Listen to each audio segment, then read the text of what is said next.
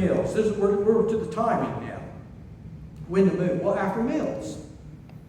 There's another book written by a doctor at Mayo Clinic. At least he used to be at the Mayo Clinic. Like, Get Up. Why your chair is killing you and what you can do about it. Well, get up. That's what you can do about it. He gives a research study that if people sit after a meal, their blood sugar peaks like a mountain for about 2 hours. If, however, people take a 15-minute walk at 1 mile per hour after a meal, the mountains become safe, gentle, rolling hills. With a 1 mile per hour walk after a meal, blood sugar peaks are halved. If you were to go up 50, well, you would only go up 25 if you did that. I mean, it helps. It really helps. So tonight I had my supper. And usually my wife and I, we take our little Boston Terrier out on a walk after we eat supper. Guess what happened tonight? I came down here. But at least I'm standing, aren't I? I'm standing. Another study from Australia, that Baker Heart Diabetes Institute. Blood glucose levels tend to spike during periods of inactivity. And office employees who take short, light exercise breaks every 20 minutes enjoy a 30% reduction in blood glucose levels. And so that sounds like it's important to be moving, doesn't it? How often? Throughout the day. I want to share with you, to close, we're going to walk, all of us are going to walk together down Oxford Street to Canterbury in London together. So I want you to get your walking shoes on, and we're about to start walking. We're in London, walking down Oxford Street. Sedentary people in the U.S., they generally move only 2,000 or 3,000 steps per day. Older adults and those living with chronic diseases typically take 3,500 to 5,500 steps per day.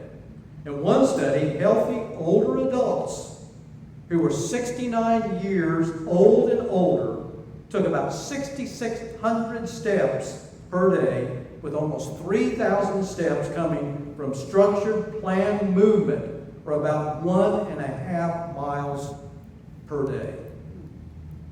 As we continue walking down Oxford Street, research indicates 10,000 steps or more per day is beneficial to health.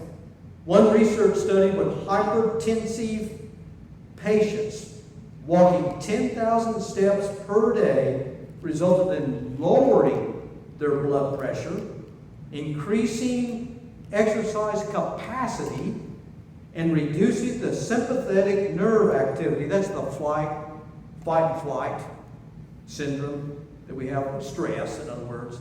The sympathetic nervous system accelerates the heart rate, constricts blood vessels, and raises blood pressure. And this lowering was not dependent on the intensity of the exercise or duration.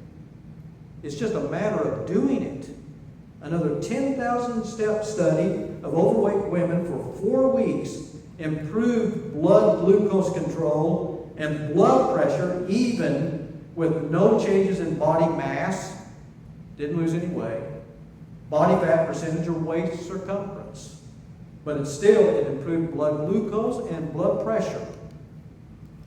As we continue, in a Missouri study, University of Missouri, the researchers evaluated the effect of inactivity on blood glucose levels among volunteers who usually exercised at the level recommended by American, not diabetes, but Heart Association, of 10,000 steps, which is about 5 miles a day. They mainly wanted to see what effect levels of physical activity have on post-meal blood glucose spikes after you eat. The volunteers fitted with monitoring devices were told to go about their regular routines for 3 days, taking their usual walks and doing their normal exercise. The researchers found that at the 10,000 steps per day level, the volunteers' blood glucose levels did not spike after meals. Like we were talking about a mountain peak.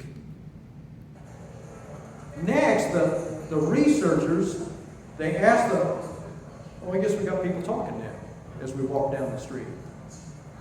The researchers asked the volunteers to cut their daily steps to below 5,000. We're taking 10. Below 5,000 while eating their normal diet.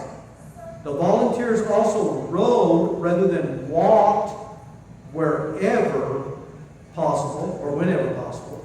And after the 3 days of relative inactivity, their after-meal blood sugar levels spiked an average of 26% higher than the levels recorded during their more active 3-day period. The researchers also found that the blood sugar spikes rose slightly higher for each day of inactivity. You see, they're getting unhealthier all along for blood glucose levels.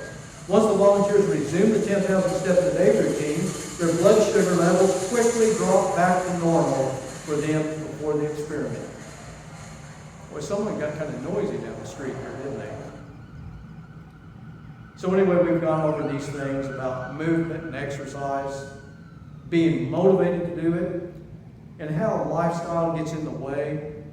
It can be a roadblock. The advantages for movement, for exercise, for health, for blood pressure, for blood glucose, overall health, and also when to do it. When is a good time to do it? When is the best time to do it? After a meal. That's the best time. But do it throughout the day.